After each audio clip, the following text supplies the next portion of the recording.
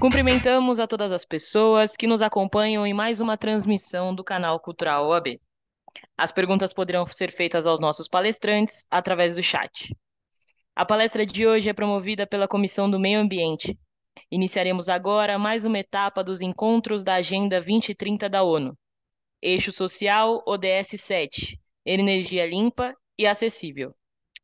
Temos a satisfação de receber a doutora Rosa Ramos, que é advogada, conselheira sessional e presidente da Comissão do Meio Ambiente da OAB São Paulo.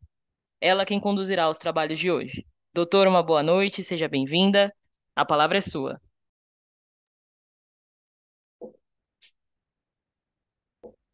Olá, muito boa noite. Recebendo aqui os nossos convidados, vamos iniciar mais uma live da Comissão de Meio Ambiente da OAB São Paulo. Nós já estamos na 11ª, não é, Andréa? 11ª ODS. Faltam 6, né? Afinal de contas, são 17.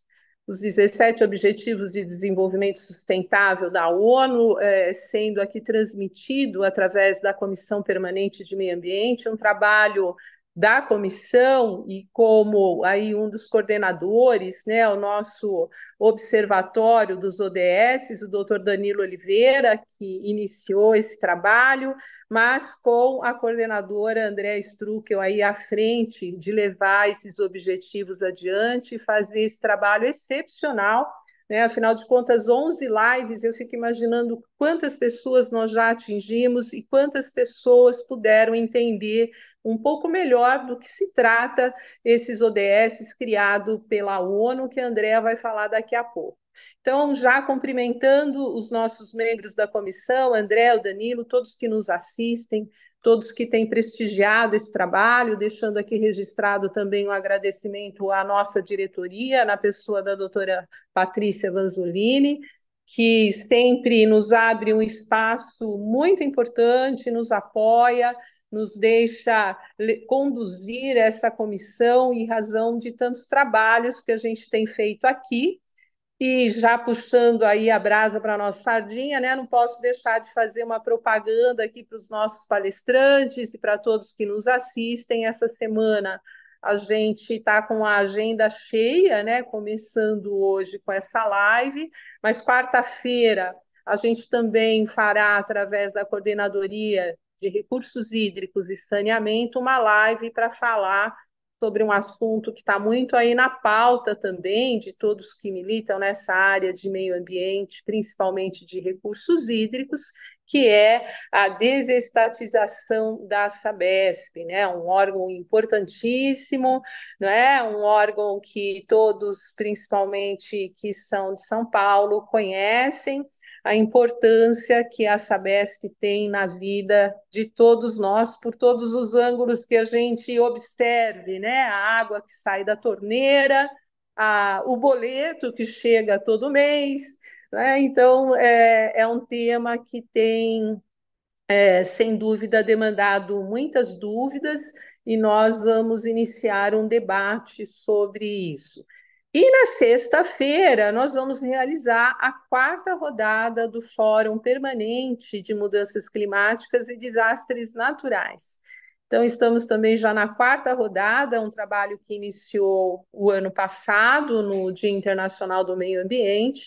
Já discutimos cidades, recursos hídricos, discutimos lá sobre a COP e agora vamos falar sobre saúde, né? Afinal de contas, mudanças climáticas têm uma conexão absoluta com saúde. E estaremos lá com grandes nomes, né, em especial da área da saúde, com 3 médicos fazendo, e médicos experientes, não só em gestão pública, mas também, principalmente, gestão ambiental, o doutor Gilberto Natalini, o doutor Eduardo Jorge e o doutor Saldiva, um médico muito conhecido em São Paulo e que trata deste tema da saúde em relação à questão ambiental já há bastante tempo, em especial ao ar. Então, na sexta-feira, todos convidados e também, muito importante, na mesma data, simultaneamente, nós estaremos lançando o segundo livro da comissão, um livro que foi escrito aí por autoria de vários membros da nossa comissão, inclusive a doutora Andrea é uma autora. Estaremos lá recepcionando todos para lançar essa obra, que certamente também será muito importante para aqueles que militam na área e queiram saber um pouco do que esses autores escreveram. Todos convidados. Mas então vamos dar sequência. Eu vi que a doutora Rita Nolasco entrou aqui, doutora Rita Nolasco, que faz uma parceria muito importante conosco na comissão, é um membro parceiro da nossa comissão, e a gente tem trabalhado neste alinhamento para a discussão das ODS. Eu não sei se ela não está online, pelo que eu estou vendo, deve estar longe da máquina, já já ela está por aí, mas já fica aqui os meus cumprimentos. Então, quero cumprimentar com isso, falando um pouco aqui da nossa comissão, mas já diretamente indo ao tema, que é um tema muito extenso, né? E certamente a gente vai utilizar aí 1 hora da live, eu não quero adentrar em muitos detalhes, mas eu não posso deixar aqui de registrar os nossos cumprimentos especiais aos nossos palestrantes, ao doutor Eduardo Estevão Ferreira Ramalho, que prontamente aceitou o nosso convite, né, e que hoje ocupa um cargo muito especial, inclusive quando se fala de energia, uma vez que é subprocurador-geral na Agência Nacional de Energia Elétrica, na ANEEL, né? Mas tem, com certeza, muito para nos dizer aqui e principalmente nos acalmar, né, doutor Eduardo? Porque quando a gente fala de energia elétrica ultimamente, a maioria das pessoas costumam nos assustar, né, um pouco. Então, vamos esclarecer aí acerca disso e especificamente focando, né, como objetivo de desenvolvimento sustentável, uma na verdade, eu acho que a gente, quando fala em ODS, a gente tem mais uma missão, né? E a gente deve chamar a atenção para dizer que é uma missão individual, que isso não é um problema nem da ONU, nem do nosso governo federal, nem do nosso governo estadual e nem do municipal, mas sim uma responsabilidade de todos nós individualmente, né? Que fique aqui a chamada e a responsabilidade, né, declarada aqui, a responsabilidade de todos nós. E a doutora Marina, colega de trabalho, né, advogada aqui em São Paulo, eu gosto muito de receber os advogados e advogadas aqui, viu, Eduardo? Porque aí a gente já faz um convite para vir participar da comissão e ajudar a gente aqui, porque o que não falta é trabalho, né? Quando as pessoas falam em comissão de meio ambiente, dá a impressão que é um tema ou outro, mas a gente foi aqui criando coordenadorias específicas para cada área. A gente tem hoje 15 coordenadorias. E faltam pessoas para ainda cuidar de algumas delas. Por exemplo, direito do mar, eu não tenho um coordenador específico para lidar com essa matéria e que é tão importante, principalmente quando se fala em mudanças climáticas, né? Nós temos duas ferramentas importantíssimas para a gente tratar de mudanças climáticas, para reduzir a temperatura do planeta: a árvore e o oceano, né? Então, se a gente não cuidar desses dois itens, a gente vai muito mal, né? E correndo, né? Porque 2030 está aí, né? Então, doutora Marina de Santana, muito obrigada pela sua presença, por aceitar também o nosso convite, né? A senhora que é super experiente aí nessa matéria também, tem pós-graduação em energia, quer dizer, a gente está muito curiosa aqui para ouvi-la também. Muito bem-vindos, obrigada. Passo aqui, devolvo a palavra para a Andrea para tocar o barco aqui da nossa live. Bom, boa noite a todas e a todos. Faço coro aí nos cumprimentos e nos elogios e no convite também da doutora Rosa e nossa coordenadora, no qual nós temos muito carinho, muito orgulho de trabalhar juntos, assim, aí com o doutor Danilo e toda uma comissão de meio ambiente super ativa aqui na OAB, no qual eu tenho orgulho de fazer parte. E nós estamos no nosso 11º encontro dentro do eixo social. E hoje a nossa temática vai abordar o seguinte, pessoal. Nós queremos um modelo de crescimento? Sim. Econômico e social, claro que sim. Só que cada vez mais esse modelo econômico demanda o quê? Energia. Energia em suas demais fontes que os super especialistas daí, doutor Eduardo, doutora Marina, vão passar para a gente. Mas a gente, que tipo de, que qualidade de energia que a gente quer? A gente quer uma energia, todo mundo quer energia, todo mundo precisa de energia. A doutora Rosa fez uma provocação, né? O doutor Eduardo, que acabou a luz aqui na cidade de São Paulo, todo mundo ficou no perrengue danado. E aí, como é que a gente faz? Como é que a gente sobrevive? Como é que a gente se desenvolve? A gente quer acesso universal, mas a gente quer o quê? Uma energia barata, uma energia confiável, uma transição para uma energia renovável, sustentável. Olha todos os cheques aí de sustentabilidade, aí falando genericamente, do que a gente demanda energia. É um desafio, gente, mas é um desafio que o Brasil topou. Isso é muito bom. Felizmente, o Brasil topou esse desafio. E aí, né, nós estamos aqui ávidos, eu não vou falar mais, porque eu quero muito ouvir doutora Marina e doutor Eduardo, mas a ideia é essa, gente, nós nos situarmos dentro dessa agenda. Como é que nós estamos trabalhando e vamos trabalhar nessa transição do bem? Vou passar aí para o meu querido colega, doutor Danilo de Oliveira, que vai fazer a moderação do evento. Muito boa noite a todo mundo. Boa noite a todos, boa noite a todas. Saúdo a nossa presidente, doutora Rosa Ramos, doutora André Struckel, que tem realmente a cara da nossa Comissão Permanente de Meio Ambiente, a doutora Andréia, que já tem uma agenda, presidente, como a senhora sabe, toda ela já elaborada, né? Até a nossa 17ª live, quiçá, talvez já tenhamos lives extras já programadas pela doutora André Struckel, né? Para mim é uma honra fazer parte desse projeto, né? Como eu já disse antes, não teria uma comissão melhor indicada do que a competente e ativa Comissão Permanente de Meio Ambiente para termos esse observatório instalado, né? É importante frisar algo que já foi dito pelas doutoras, que é o pioneirismo da nossa seccional, da nossa OAB, nessa ideia, né, que a doutora Patrícia Vanzolini comprou e entendeu a importância de eventos como esse de divulgação dos ODS, né? Divulgar os ODS também é uma parte importante da agenda, e nesse sentido, a OAB São Paulo, por meio da nossa comissão, e esse trabalho hercúleo, né, da doutora Rosa Ramos e da doutora Andréa Struckel, tem desempenhado, né? Não canso de dizer que aprendo muito com as doutoras e invejo o fôlego que elas têm. E olha que a minha agenda também é um pouquinho complicada.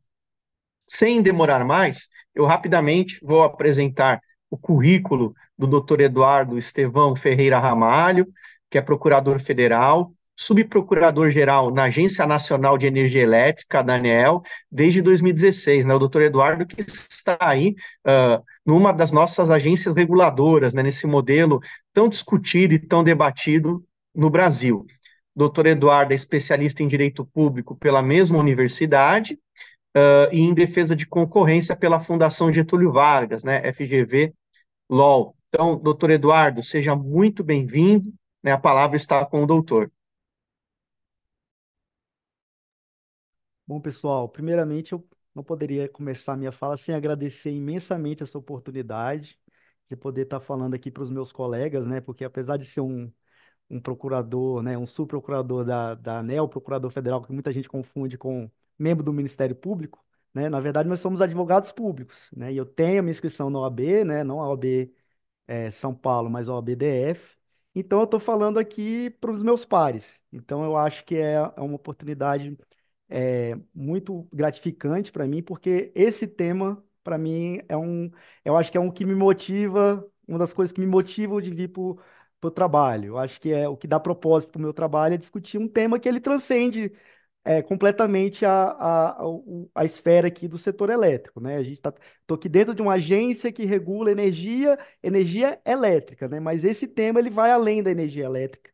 Ele vai além, ele tangencia o meio ambiente, ele tangencia aí, inclusão social. Então, assim, a gente tem um tema muito fascinante e que está na agenda do dia, né? Não é só a agenda da ONU. É, falaram aqui sobre o que aconteceu em São Paulo, né, durante aquele evento que deixou a cidade aí, consumidores com mais de uma semana sem energia. A gente está atento a isso, mas isso também é uma consequência certa forma, das mudanças climáticas, né? Então a gente tem que endereçar esse tema e ver quais são as soluções que estão sendo gestadas, né? Tanto na esfera pública como na esfera privada, para a gente enfrentar esse tema. Então, assim, eu preparei uma apresentação, tá? Confesso, eu já falei aqui com as doutoras, eu não conhecia muito a fundo o formato, tá? Mas a minha ideia aqui não é fazer uma apresentação jurídica, nem aquela apresentação cheia de texto. A minha apresentação ela vai ser bem mais visual, só para que a gente se situe para ver como é que está o setor elétrico, né? Como que a gente está em relação ao cumprimento no setor elétrico dessa ODS número 7, tá? Então, assim, eu vou tentar compartilhar aqui a minha tela e espero conseguir que vocês visualizem. Só um momentinho.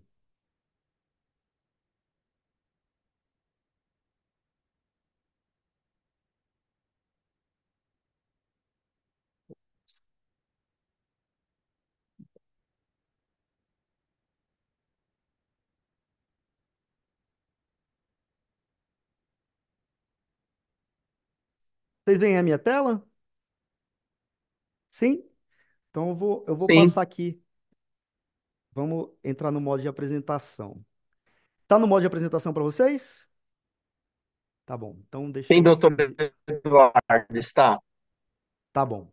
Então, pessoal, bem rapidamente, já considerando que o tempo aqui é bastante escasso e eu talvez preparei uma apresentação um pouquinho maior, eu vou tentar passar rapidamente só para a gente ter uma ideia do que a gente está tratando aqui, né? Então, a ODS 7, ela vai tratar. Ah, peraí, só um momento. Ela vai tratar de três eixos, né? A gente vai tratar aqui do acesso à energia a um preço justo, que já foi tratado aqui pela doutora. A gente vai tratar também um outro eixo, o aumento da participação das renováveis dentro da nossa matriz. E um terceiro eixo, eficiência energética, que também postergar investimentos em novas plantas de geração. Tudo isso contribui para que a gente tenha um desenvolvimento sustentável no setor de energia, tá? É, Aqui eu trago para vocês um dado do IBGE, tá? Do acesso físico à energia no país. Então, o estado que tem o pior índice de acesso à energia é o estado do Acre, mas mesmo ele, a gente está ali num percentual de 97,5% de acesso à energia. E a população do Acre, em relação à população do Brasil, ela é bem, proporcionalmente bem diminuta. Então, a gente pode praticamente afirmar que, em relação ao acesso físico à energia, estamos muito bem, né? Podemos até afirmar que é um acesso universal. Apesar de nominalmente ser muitos brasileiros ainda sem o acesso à energia, nós avançamos demais nesse campo, então temos um serviço de fornecimento de energia praticamente universal no país, tá? Em relação à nossa matriz energética, né? Aqui a gente tem um número que pode parecer não tão bom, né? O Brasil tem 44,8% da sua matriz energética, que engloba toda utilização de energia no país. Apenas 44% não renovável, mas se a gente olhar a realidade do mundo, no mundo são 14,7%. Então, assim, o Brasil, em termos mundiais, né, em comparação internacional, ele está num patamar muito mais privilegiado em relação à utilização de energia renovável em toda a sua matriz energética. E quando a gente vai falar da matriz elétrica, esse número é muito melhor, tá? 87% da energia que chega nas nossas casas, que a gente consome de energia elétrica, 87% vem de fonte renovável. E se a gente olhar para a realidade do mundo, são 28,1%. Então a gente está também, assim, a gente é acostumado com comparações internacionais no Brasil sempre numa posição desprivilegiada, né? E hoje, nessa pauta, né, nessa pauta de energia limpa, o Brasil é um protagonista e um exemplo a ser seguido. Aqui a gente vai acompanhar como é que foi essa evolução, né? Em 2001, a gente tinha uma capacidade instalada de 81 gigawatts, tá? E aí, se vocês notarem aqui em 2001, a gente praticamente não tinha eólica e solar, tá? Então, foi necessária a implementação de políticas para que essas energias fossem competitivas. E essas políticas elas passaram pela concessão de subsídios. Então, nós temos subsídios na Lei 9427, esses subsídios eles estão em uma fase ali de transição. Hoje, essa energia solar e eólica, elas já são competitivas. Então, talvez não faça mais sentido nós termos esses subsídios para energia solar e eólica. Então, assim, só para ilustrar aqui, né, hoje, 12% da nossa matriz é de GD, né, que é geração distribuída. Nós temos 5% de solar, que são essas plantas solares que não estão vinculadas à geração distribuída, 13% de eólica, biomassa também, que foi incluída nesse período aqui, 8%, e hidráulica, né? A gente tinha em 2001 uma matriz essencialmente hidráulica, continuamos tendo uma matriz ainda vinculada à energia hidráulica, só que essa participação percentual ela diminuiu, tá? Falando aqui um pouco aqui da micro e mini geração distribuída, que também é uma política que ela foi implementada a partir de 2012 aqui na ANEEL, por uma resolução da ANEEL, tá? Essa micro e mini geração distribuída é aquilo que a gente vê hoje nos telhados e nas lajes das casas, que é a instalação, 99% dos casos, de placas fotovoltaicas, que é para produção de energia para consumo próprio, né? Então, é um sistema de compensação em que aquela energia que é produzida nessa placa fotovoltaica, ele vai ou abater o consumo efetivo, que é feito no momento, ou ele vai servir como um crédito para abater consumo futuro. Então, hoje, né, veja que a curva que nós tivemos, né? Em 2016, nós tínhamos apenas 83 mega de micromineração distribuída, né? E hoje nós temos, né, esse dado aqui, ele está atualizado no Power BI aqui da ANEEL para 28 gigawatts, que é um crescimento assim exponencial que não era esperado, inclusive. Né?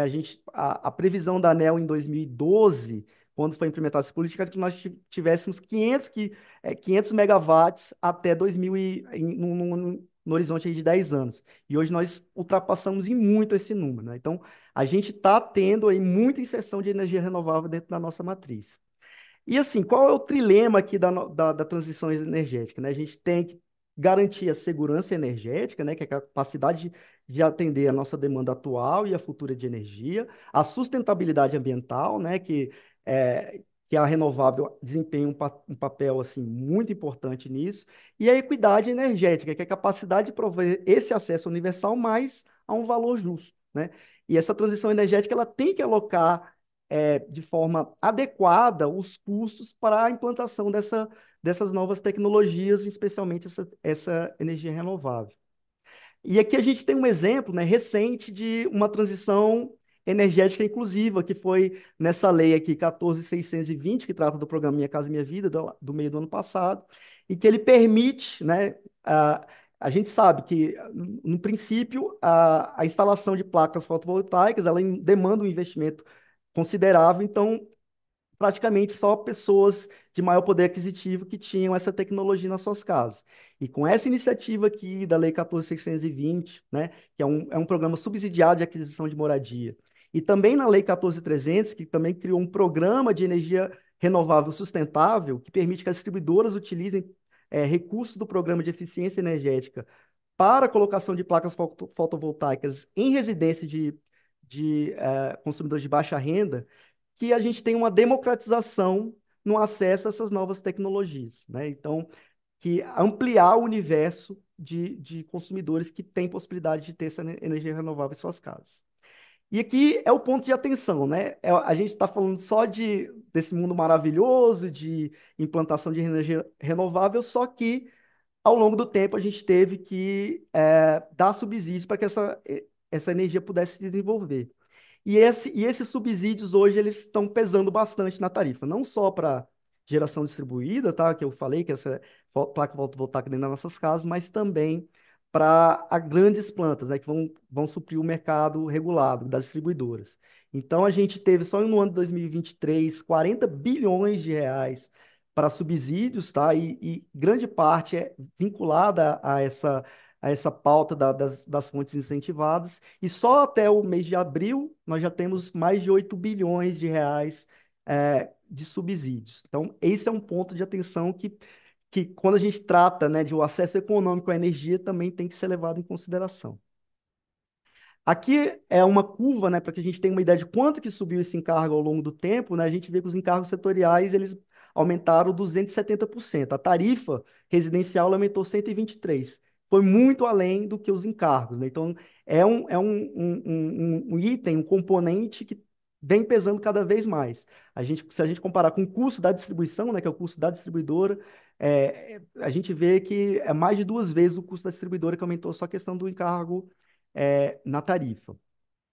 E por fim, naquele terceiro eixo, a gente tem o programa de eficiência energética, né? Eu já mencionei aqui que recurso do programa de eficiência energética pode ser utilizado para hoje, né, para colocar placa fotovoltaica em residência de unidade consumidora do consumidor baixa renda, né?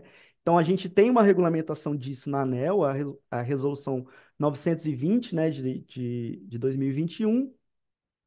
E quais são os resultados? O que a ANEEL já oferiu com esse programa de eficiência energética ao longo do tempo, né? A gente tem um investimento médio anual aí de 604 milhões de reais, mais, cerca de 5 mil projetos, tá? E 8 bilhões investidos em valores históricos.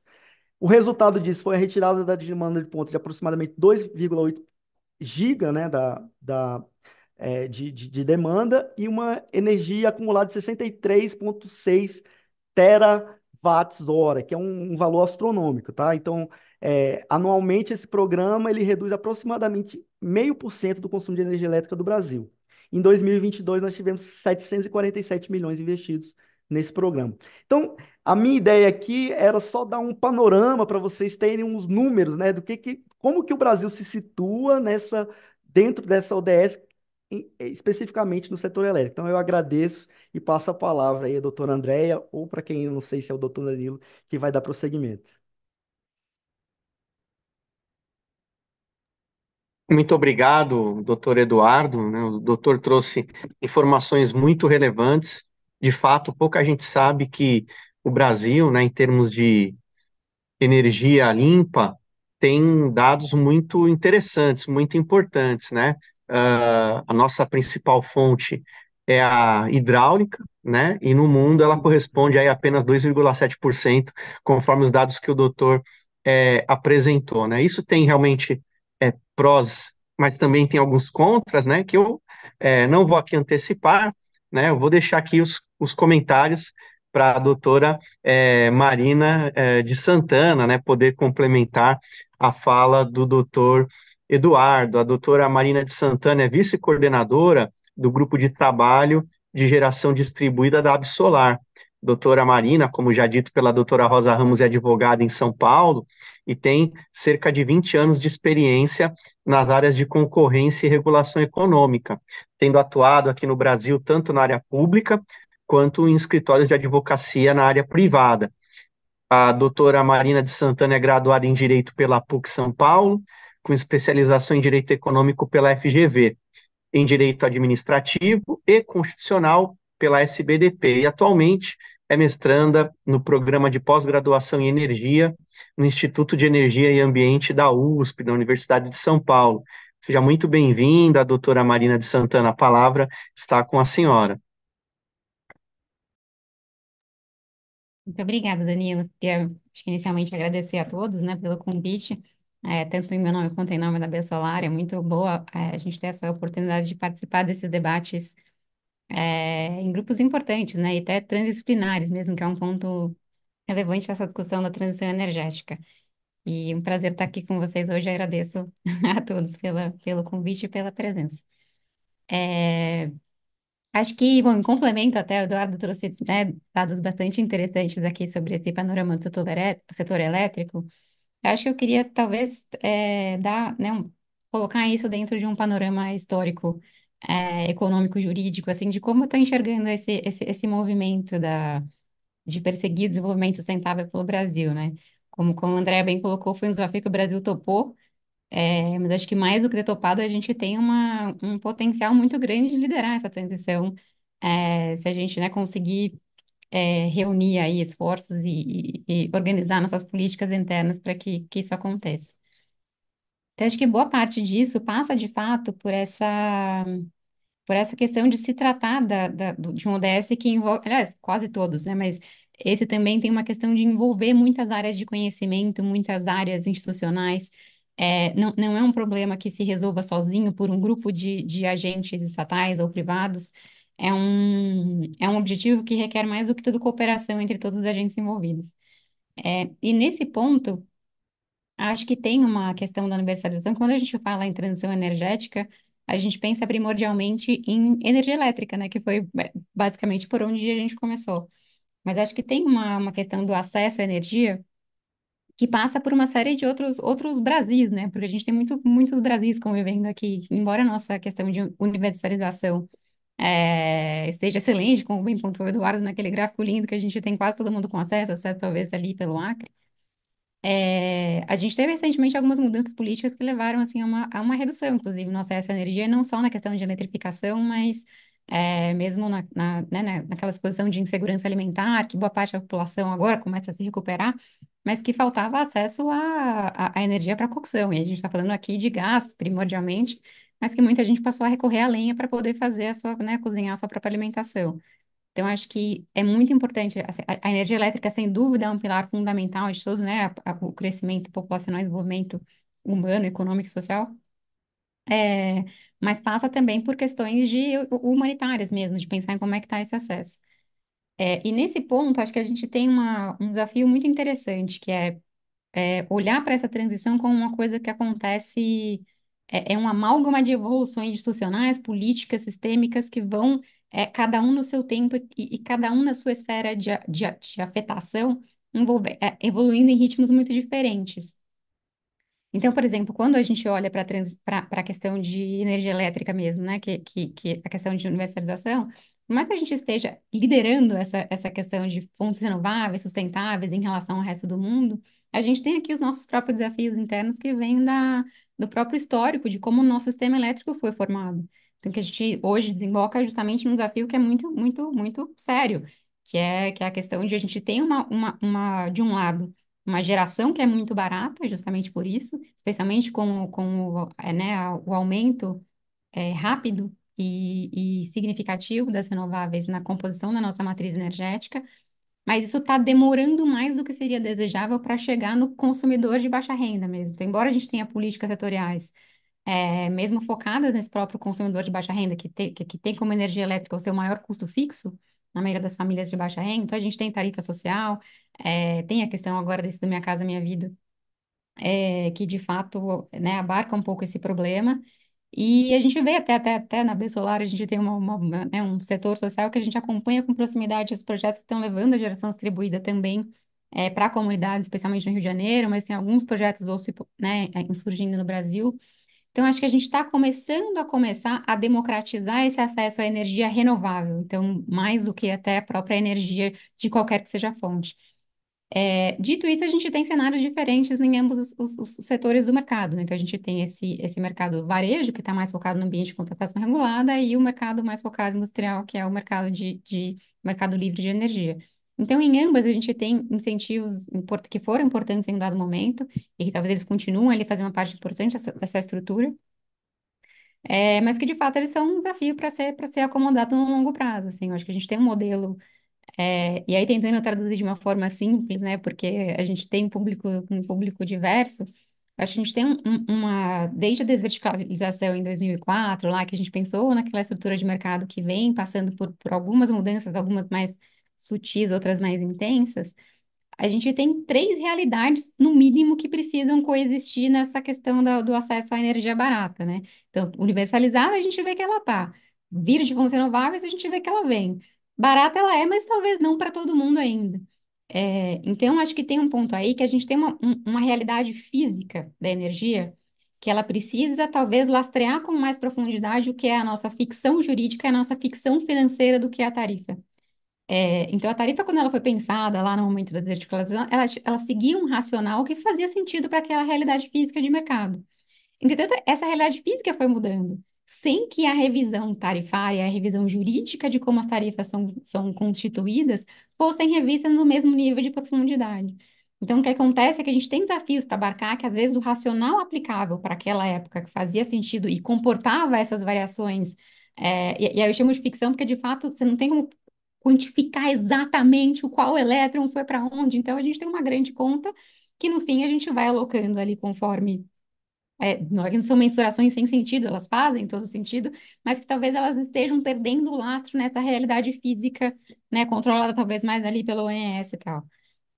Então tem aí um desafio muito importante, que é garantir que essas realidades e essas virtualizações da realidade física, elas sejam mais condizentes com o que vai acontecendo no mundo. Eu acho que a geração distribuída, em particular, tem aparecido como uma questão que pouca gente consegue analisar com essa profundidade, assim, de olhar e falar, mas espera aí, isso aqui contribui ou prejudica para o consumidor final? Isso aqui contribui ou prejudica o sistema? E aí, quando a gente vai olhar dados, a gente vai, pô, mas esse dado aqui veio de quem? Porque o de quem veio geralmente já indica o que ele favorece ou não favorece, que também é uma questão preocupante, né, pela captura das decisões políticas com base em dados que são produzidos por agentes que têm interesses legítimos, afinal de contas, dentro do sistema energético, mais até do que o elétrico especificamente, a gente tem diversos interesses públicos a serem tutelados. E é normal que eles colidam no desenho das políticas públicas. Todos esses interesses são legítimos.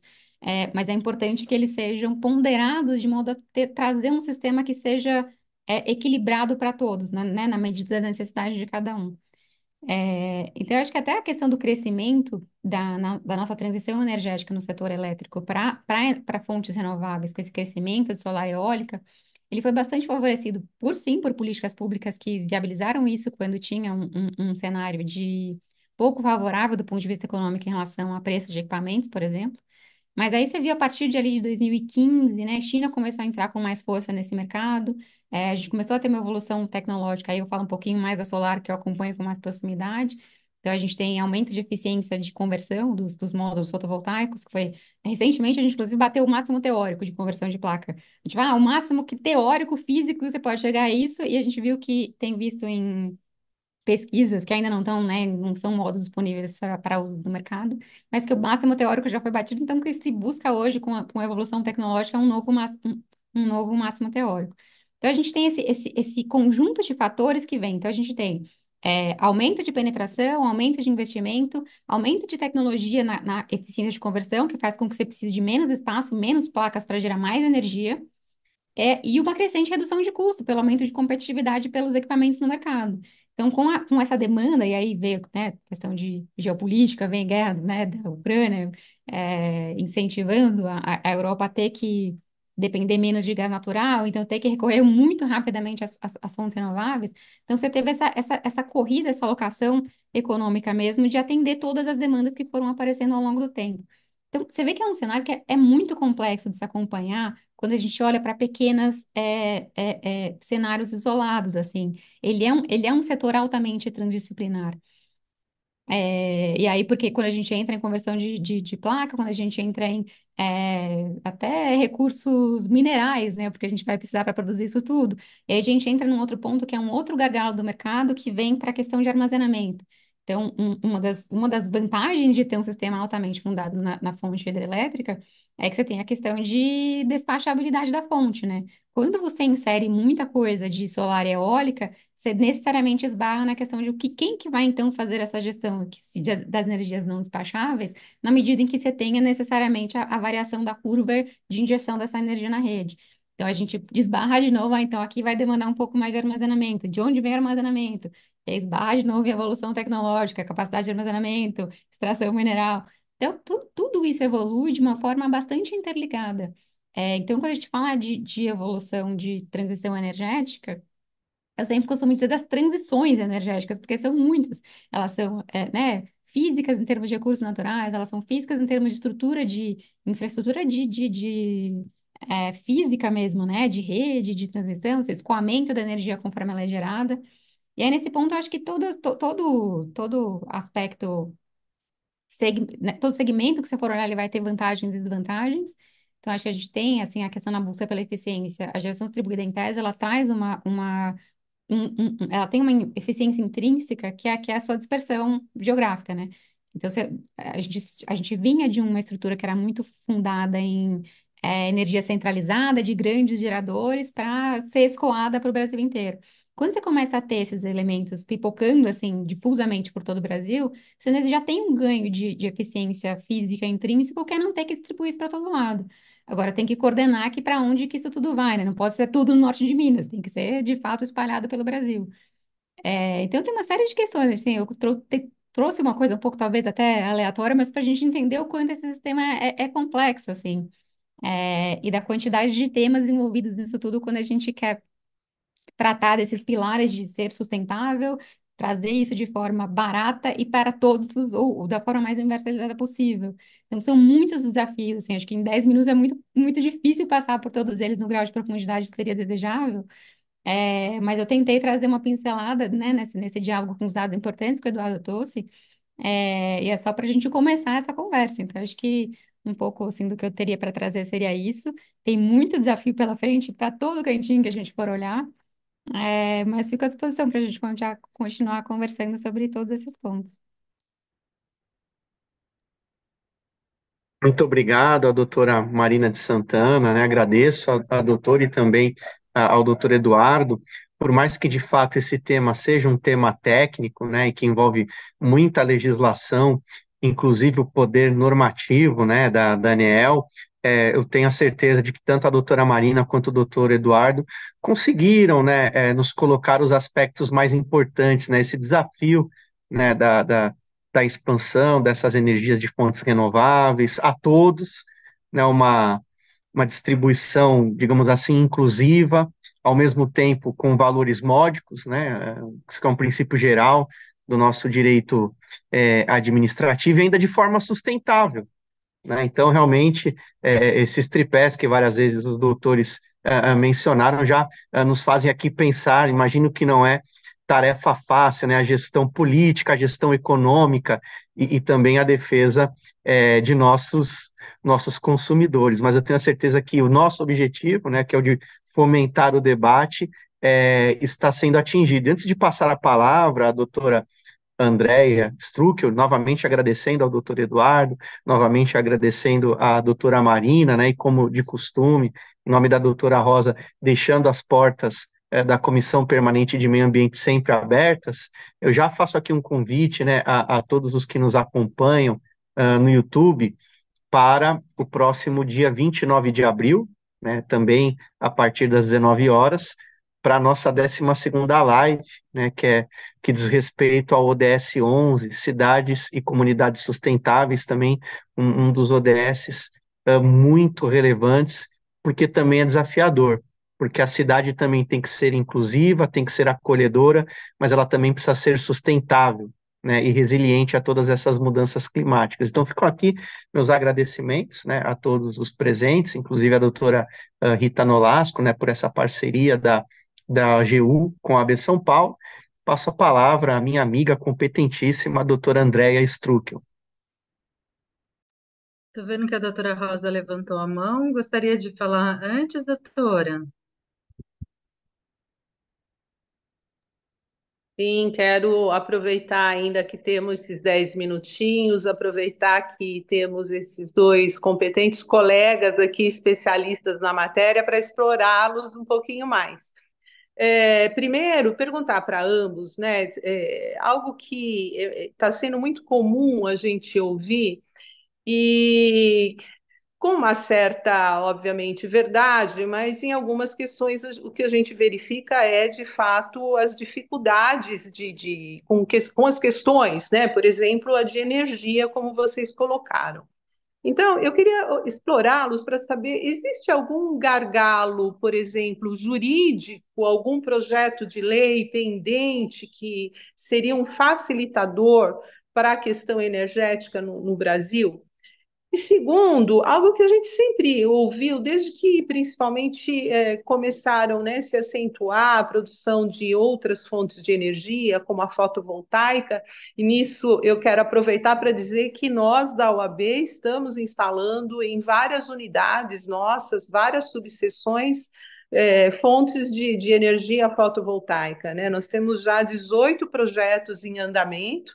Fizemos o nosso primeiro piloto na subseção de Santa Fé do Sul, e a nossa intenção, obviamente, é ser autossuficiente, exatamente porque o CNPJ da OAB é um CNPJ só, né? Então a gente pode jogar isso na rede e utilizar isso no estado, obviamente, onde for aquela concessionária, né? Então, mas uma coisa que a gente sempre ouviu desde que iniciaram, né, com mais importância a construção de outras fontes, é a distribuição, né? São as redes de distribuição.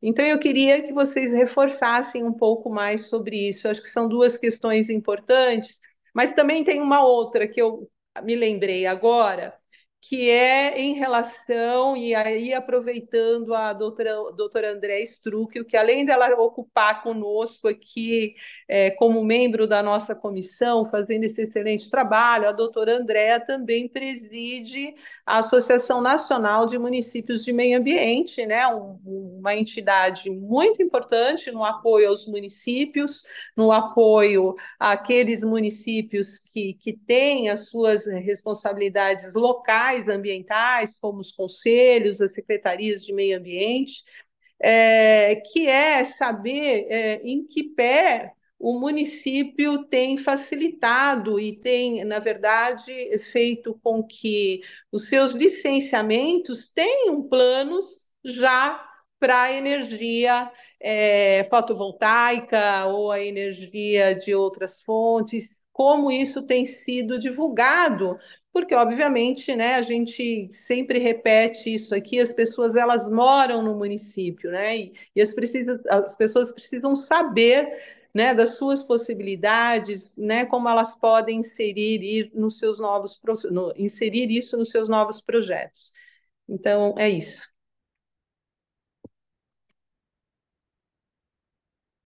Bom, eu deixo a palavra com a doutora Marina, se ela quiser, eu acho que, por gentileza, se ela quiser falar antes, eu passo a palavra, mas se quiser que eu fale também não tem problema. Fica à vontade, Eduardo. Se quiser, pode começar.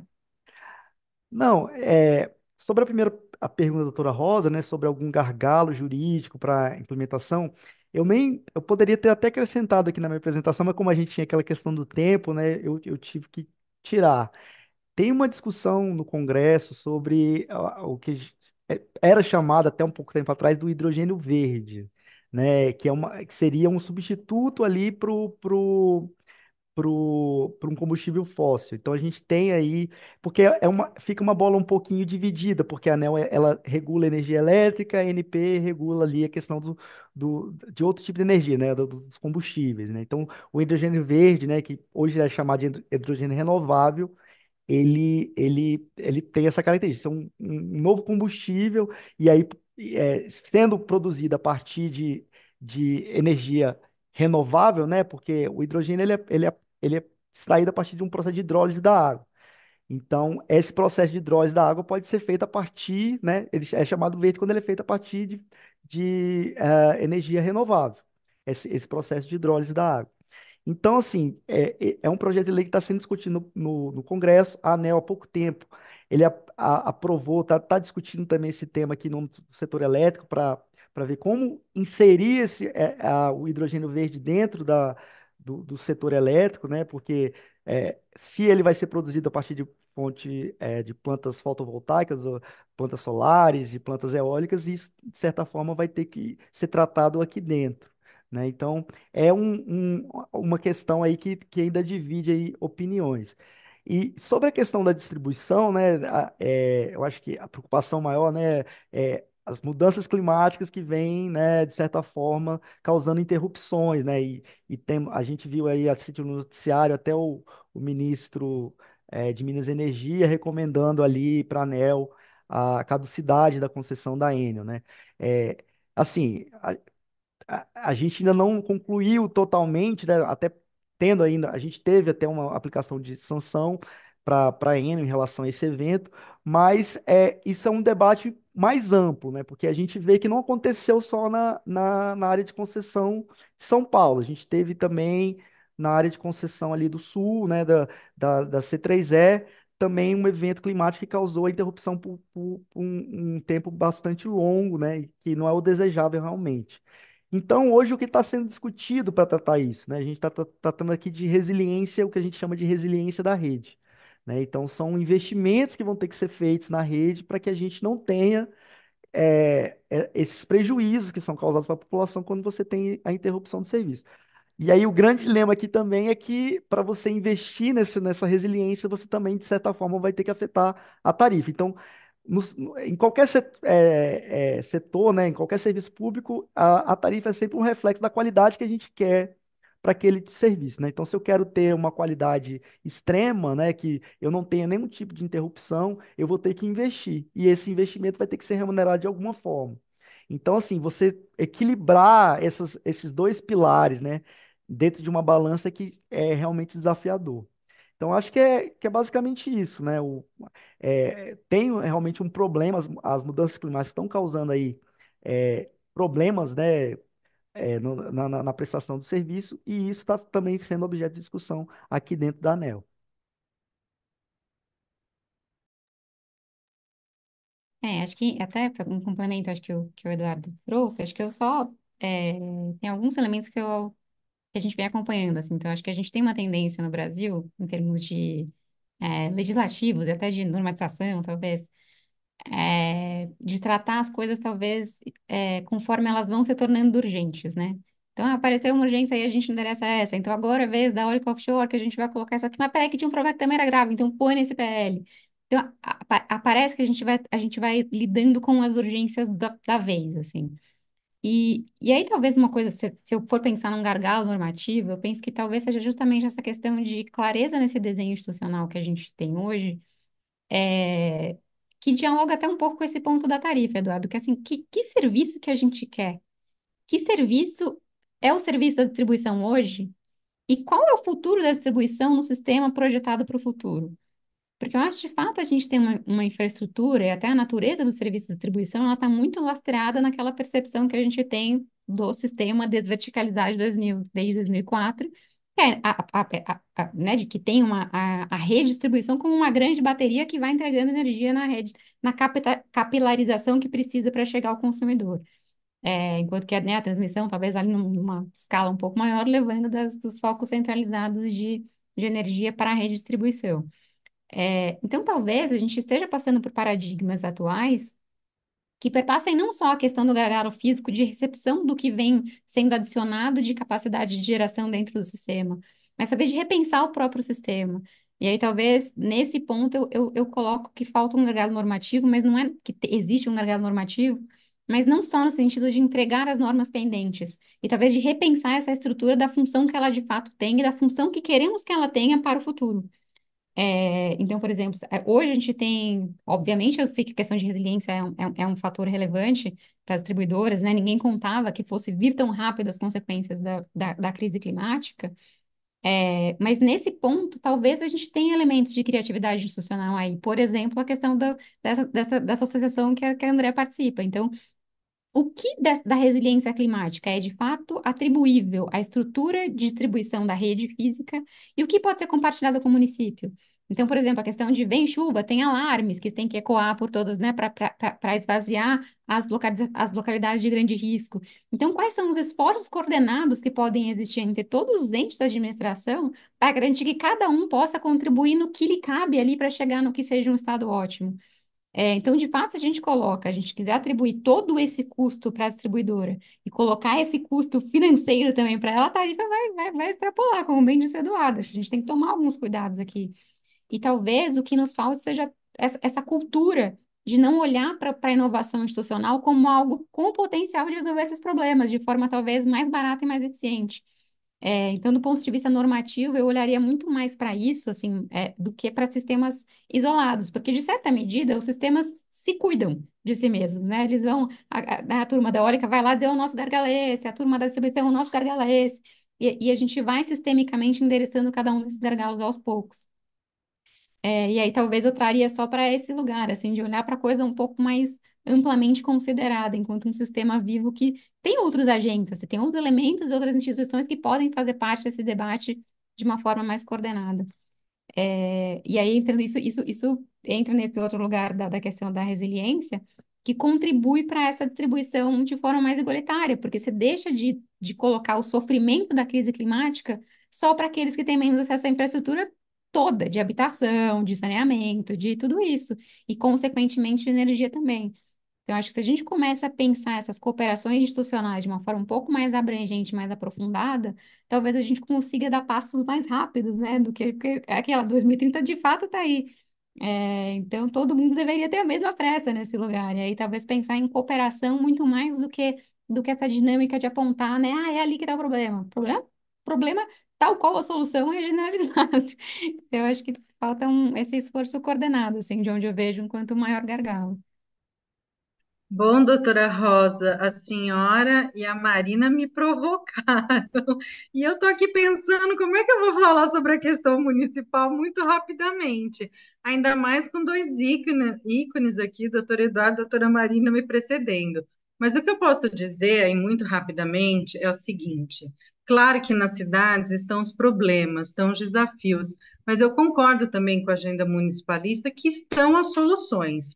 Não obstante, gente, e Dário Saad, prefeito de Campinas, esteve na nossa live do ODS 3, ele reforçou, na repartição tributária brasileira, o município é que menos arrecada, e é o que mais tem de lição de casa para fazer nas agendas das pessoas. E como a Marina reforçou bem, o Eduardo também, pessoas vulneráveis, que é 99% da população que não está lá junto com aquele 1% que está ganhando muito bem, obrigada, né?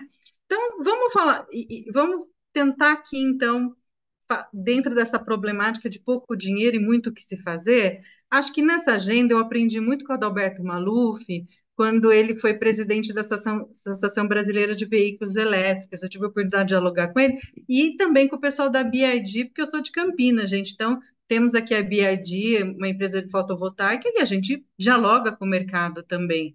E claro que a gente aprende muito com o terceiro setor, a Associação Brasileira de Energia Solar, fotovoltaica, a solar é um ícone, por isso que a doutora Marina está aqui, sem falar na questão, né, do governo federal aí, que tem uma tarefa hercúlea de regulação e tudo mais, e o doutor Eduardo deixou bem claro as políticas nacionais. Mas, gente, a crise hídrica está onde?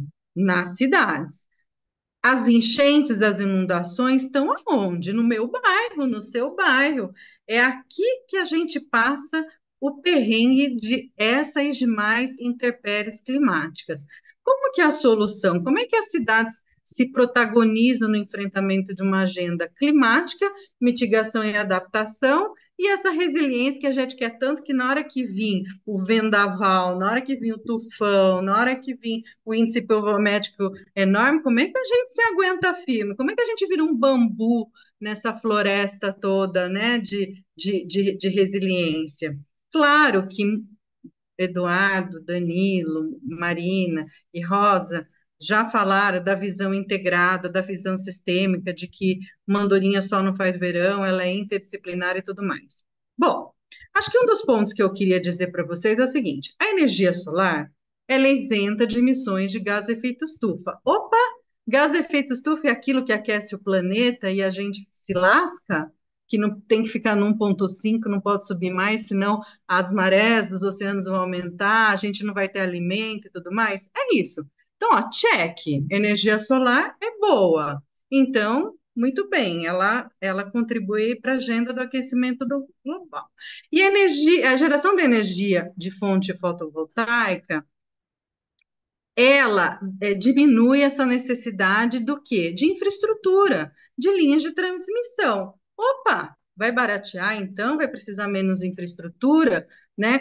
E vai ter menos impacto ambiental, e também ela é uma alternativa à fonte hidráulica na produção também de energia elétrica, e ela acaba também mitigando os impactos ambientais, que é menos hidrelétrica. Gente, o que a hidrelétrica faz? Inunda os rios. E o que acontece? inunda florestas, inunda casas, inunda os animais, acaba com a biodiversidade. Mas, gente, a gente não precisa de biodiversidade para sobreviver no planeta? Então, cheque, né? Muito bem. Partindo-se dessa premissa que eu aprendi com todo mundo, como que a gente faz no município? Além de instituir políticas públicas de regulação de território através do plano diretor, é se divorciar também da política de comando e controle, licenciar, restringir para a política de incentivo, seja ela tributário, financeiro, administrativo, urbanístico, ambiental, como o governo federal está fazendo, e o doutor Eduardo colocou aqui os exemplos para a gente. Já temos case, doutora Rosa, já que eu fui provocada? Temos. Salvador, Porto Alegre, Palmas, Jundiaí, Betim, André, Louveira, eu Belford acho que a gente Roxo. está no momento, a gente está no ano, inclusive, importantíssimo para falar desse tema, né? Pois é, A gente precisa saber qual projeto aí de campanha política esse ano vai inserir essa problemática, né, para que ao final do ano as pessoas saibam se esses programas estão contidos nos planos de governo de quem se eleger. Né? Eu acho que essa provocação ela é muito pertinente e a gente muitas vezes evita falar de política, mas é a política que também resolve a maior parte dos problemas, né? Não adianta a gente fugir da temática, porque é ela que, ao final, vai escolher aquele gestor que vai dar conta de resolver isso ou não. sim, Então, eu fico muito agradecida pela tua intervenção, porque eu acho pertinente demais a gente tocar nesse ponto, né? E ter essa possibilidade de, no mínimo, aqueles que pertencem, né, à entidade ficar sabendo, né, desse debate e que possam vir a se preocupar com isso e contribuir com essa demanda que é tão pertinente e a gente tem que tocar nela e tem que tocar todo dia, porque se a gente não tocar, quando a chuva vem, a gente é obrigado a lembrar, né? sim. Então, eu acho que a nossa live aqui foi muito bacana, muito pertinente, né? Como sempre, os nossos palestrantes deram aqui em pouquíssimo tempo. Eu peço já desculpa para o doutor Eduardo, né? Que de fato a gente também uma live um pouco mais extensa, as pessoas vão se desligando aqui e acabam não assistindo. A ideia é essa mesmo, a gente jogar no ar aí algumas questões e fazermos outras, né? Obviamente, eu acho que é muito pouco tempo mesmo para a gente discutir um tema tão importante em uma hora. Então, eu posso encerrar, Andréia, Danilo? Rosa, querida, eu não consegui entrar com vídeo, mas eu escutei tudo. A live foi excelente, maravilhosa. A Obrigada, gente viu, por queria essa te parceria ver. linda. É a Rita. Oi, Rita, a gente queria te ver só um pouquinho para o Eduardo e a Marina conhecerem você. Amiga, não dá para eu aparecer, depois eu te conto. Tá bom, de toda forma, muito obrigada pela sua Eu ouvi vocês do começo ao fim aqui. Um beijo Ah, grande. obrigada, um beijo, obrigada. Bem, então vamos encerrar. Quero só franquear a palavra para o doutor Eduardo e a doutora Marina se despedirem e a gente encerra. Muito obrigada, gente. Gostei bastante também da conversa. Como vocês todos já bem pontuaram, é realmente muito difícil, né, abarcar tudo dentro de um intervalo tão pequeno. Mas ainda assim é bom, é importante a gente ter essas reflexões conjuntas, e sempre com, né, gente tão interessante, com pontos tão importantes para trazer. Obrigada a todos. Eu fico à disposição para futuros, enfim, a gente continua participando. Obrigada a todos. Bom, fazendo coro aqui com a Marina, eu queria agradecer toda essa essa iniciativa que foi aqui da OAB São Paulo, né, na pessoa da doutora Rosa, doutora Andréia, Danilo, doutora Rita, que também me chamou para participar. Eu acho que é uma oportunidade aqui única de poder estar discutindo esse tema, que, como eu falei na minha apresentação, eu adoro. Eu acho que eu poderia passar dias falando sobre isso e trocando ideias sobre esse assunto. Eu acho que ele é realmente muito palpitante. Então, eu acho que a gente só tem a ganhar de estar trocando essas ideias e vendo os diferentes pontos de vista, né? Agradeço imensamente, espero poder participar de novos eventos que vocês eventualmente venham me convidar, ou eu, mesmo como ouvinte, eu vou ter o maior prazer de poder assistir os eventos, tá certo? Um abraço. Nós que agradecemos, então, boa noite a todos, agradeço a todos que nos acompanharam, obrigada, André, Danilo, a Rita, a Marina, a Eduardo, até a próxima, tchau, tchau. Tchau.